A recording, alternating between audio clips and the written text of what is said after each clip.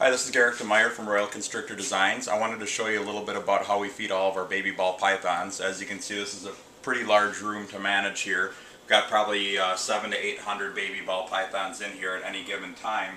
So it's a pretty big task to actually go through and feed them all.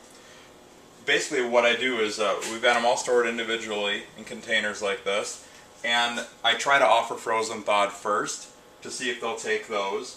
The key is to pick the appropriate size rodent to offer to the snakes, and we usually warm up our rodents, our thawed rodents, a little bit underneath. This is a pretty good one right here.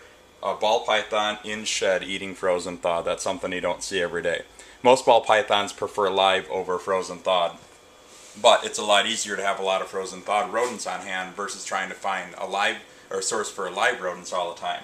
So what we try to do is we warm the rodents up on a tray underneath heat lamps for a while after we have them thawed out.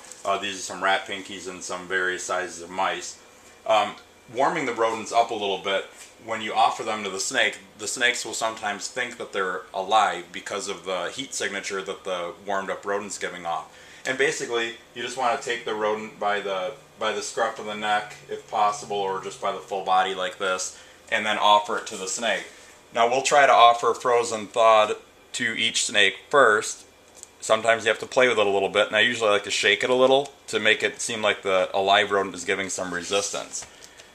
And if the snake doesn't eat a frozen thawed rodent, then we'll give it a live one. And what we do is we try to keep track. The ones that eat live, we just put an L on here. All the ones that are unmarked eat frozen thawed. So the majority of our snakes will eat frozen thawed, but sometimes you just have to make sure you present it just right.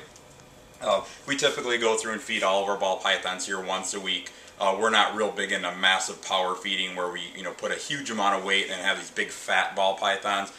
We like to have an appropriate sized food item about once a week. Part of that is just because it's hard to come up with enough rodents to really power feed everything we have here. Plus I think in the long run it's just better for the snake to not get too big too fast. But some of our favorite ones, maybe more valuable morphs or animals we're trying to raise up to breed quick, we will give them an extra meal per week, sometimes even 2 extra meals per week, so we can get more size on them if it means getting them to breed a year earlier versus a year later. So anyway, that's basically how we go through and do all of our feeding. You can see a lot of the selection of the different ball pythons that we have available on our website, royalconstrictordesigns.com. A lot of what you're seeing the labels for in this room here are actually pictured on the website right now, so feel free to stop by and check us out.